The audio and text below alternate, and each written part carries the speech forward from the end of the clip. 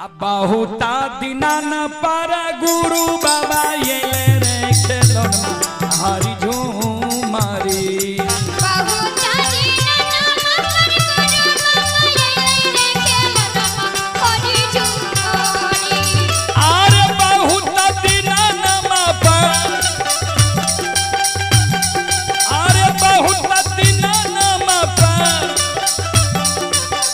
गुरु बाबा आइले रे खेलौनमा हरि झूमारी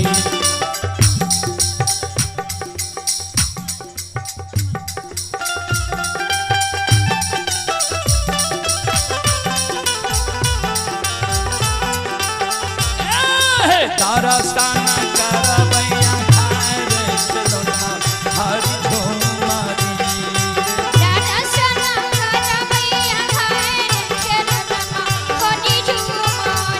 झूमारी तारास्ताना करबैया खाए रे खेलौनमा हरि झूमारी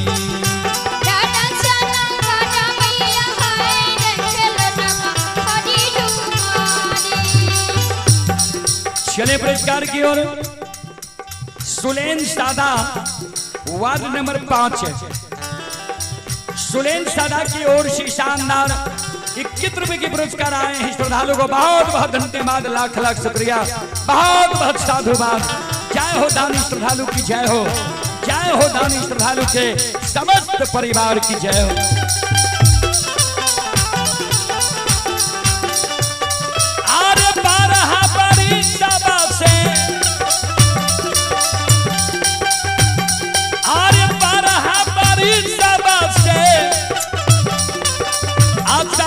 गलिए रे खेलौनमा हरि झूमारी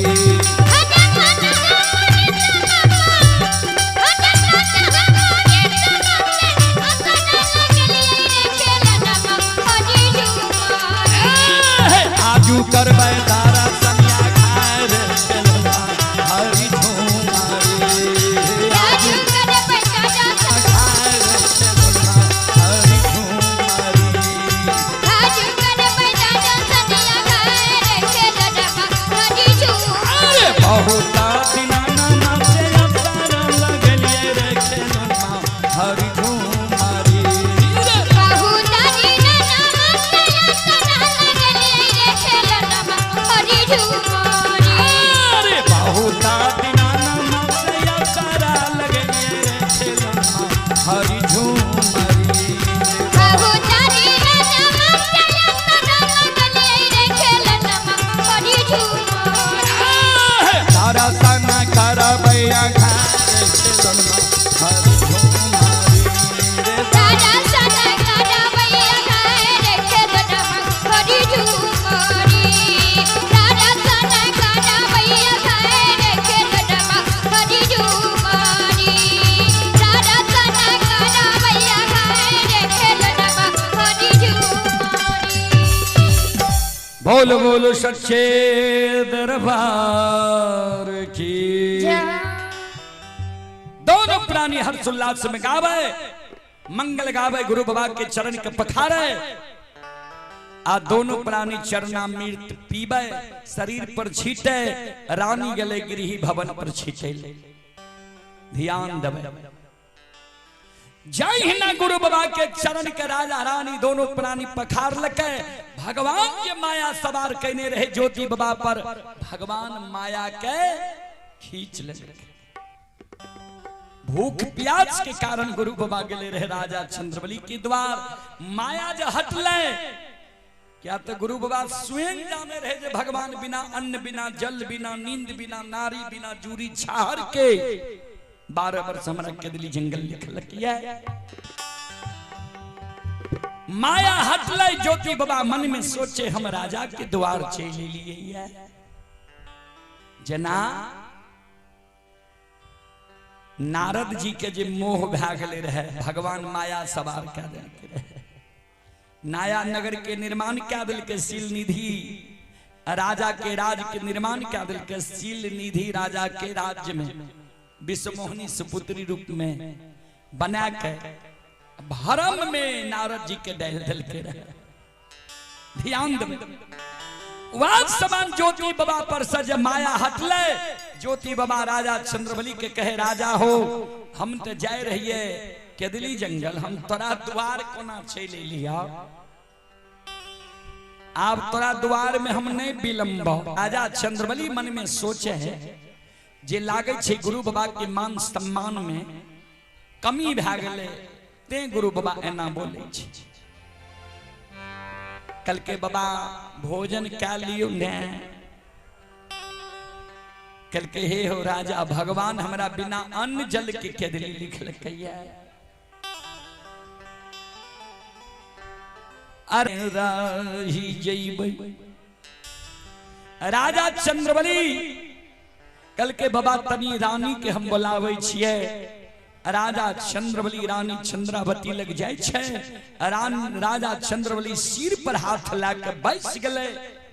रानी चंद्रावती कल के पतिदेव सिर पर हाथ लाके किया बैस गले। अपना द्वार में गुरु भगवान आयल छे, अपन कष्ट दूर हेते, कलंक दूर हेते, सिर पर हाथ लाके किया बैस गले। राजा चंद्रबली कल के गुरु बाबा कहे छे आप तोरा द्वार में हम नहीं विलंबा, केदली चल जीबा। लागे छे गुरु बाबा के अपना द्वार पर कोनो अपमान भए गेल। रानी चंद्रावती आवे छे। राजा चंद्रबली दोनों प्राणी गुरु बाबा की चरण पर गिर के दोनों प्राणी काने, आंख से आंसू रानी के।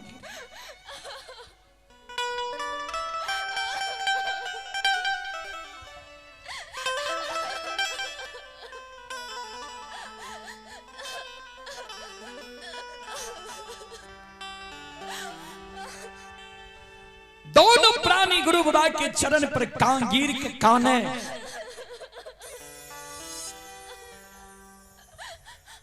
गुरु बाबा राजा रानी के समझावे किया काने छो, किया आंख से आंसू गिरे छा।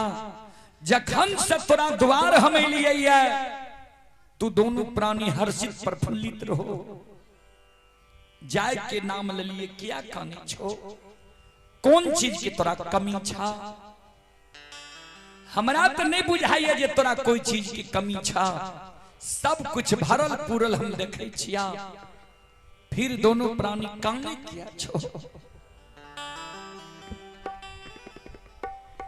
रानी चंद्रावती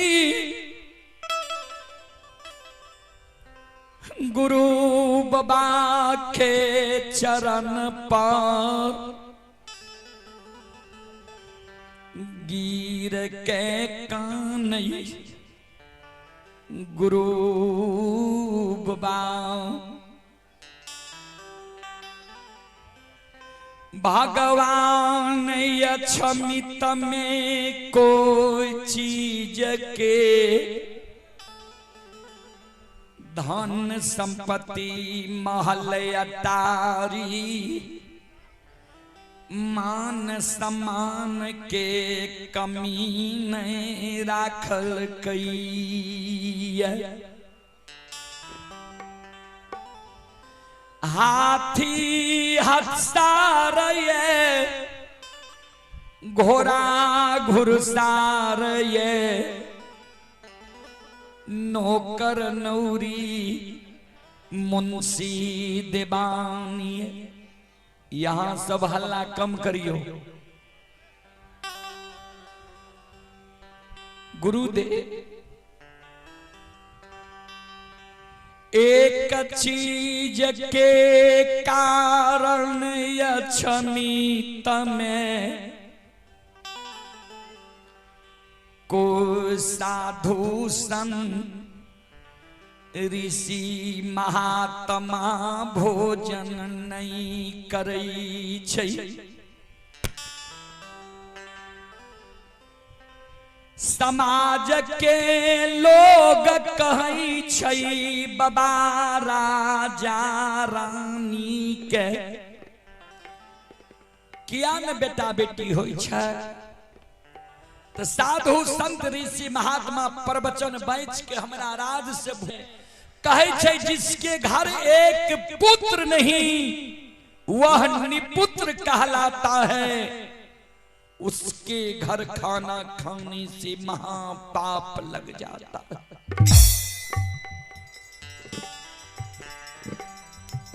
बाबा हमारा राज्य में कोई साधु संत भोजन नहीं करे, एक चीज के कारण अछमित नगरी हमरा कल के कौन चीज के कारण बोला रानी खा आए के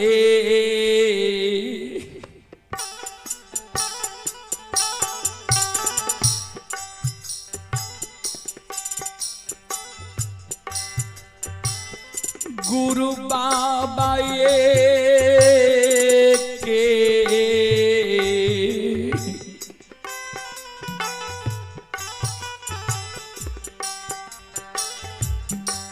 आहो गोदी में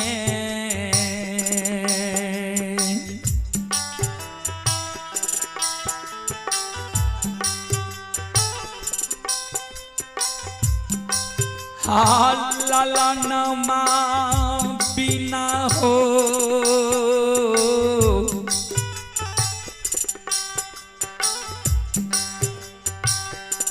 गुरु बाबा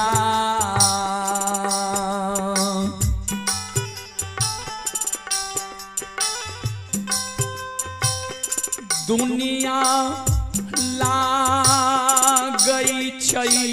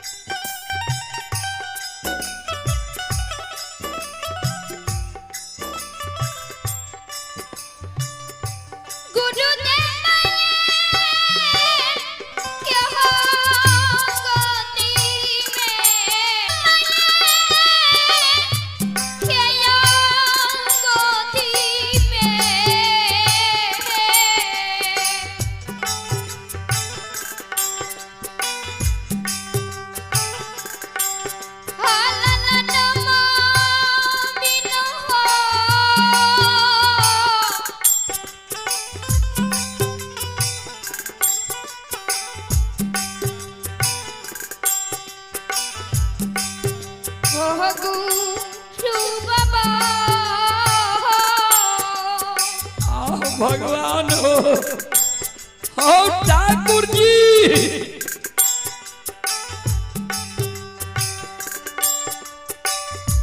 दुनिया ला गई है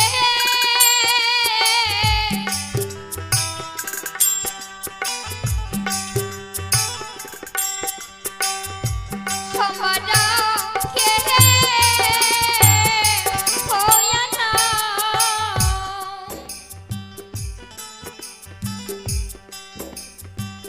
गुरुदेव एक बेटा बेटी पुत्र पुत्री संतान के कारण दुनिया हमरा अंधार लग गई है।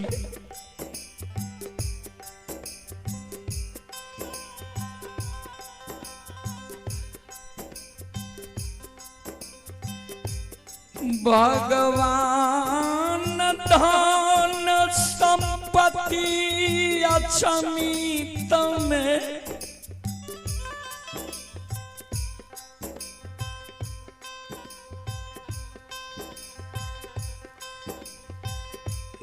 नहीं देती है कोई समाज के लोग,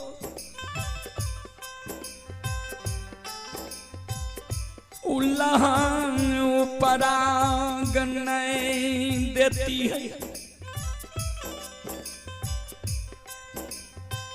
धन संपत्ति भगवान जो हमरा नहीं देती है, महल अटारी नहीं देती है, हाथी घोड़ा गाय भैंस भगवान हमरा नहीं देती है, कोई लोग हमरा कलंक नहीं देती है।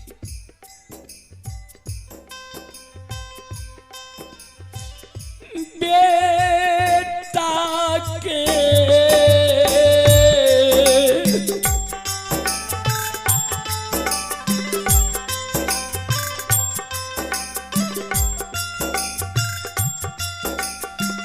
गुरु बाबा बेटा के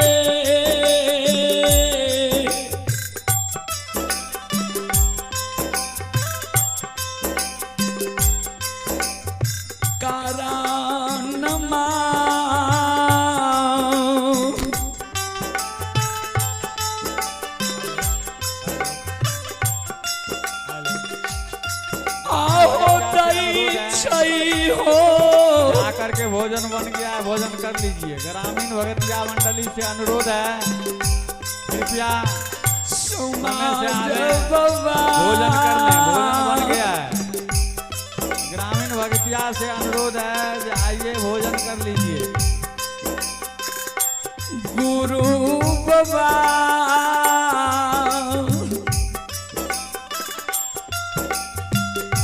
दै छै उलाहना,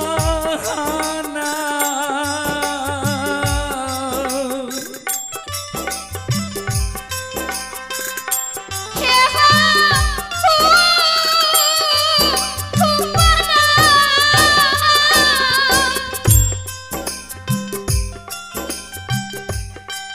फुफना,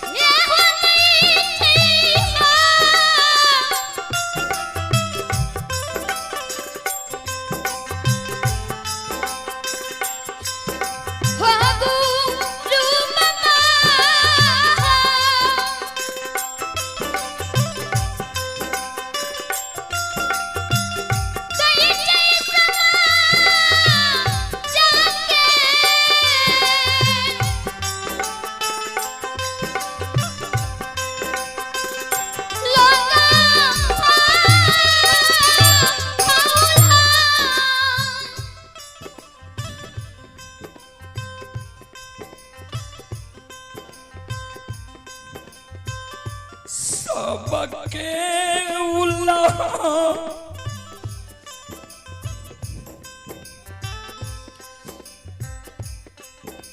ऊपर आ गया जमीन में,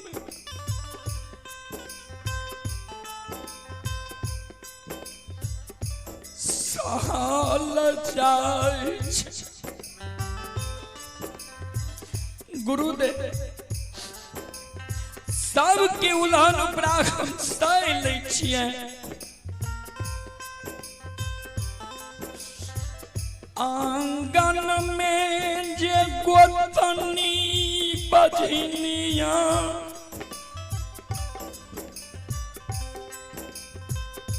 कही के सोर पारई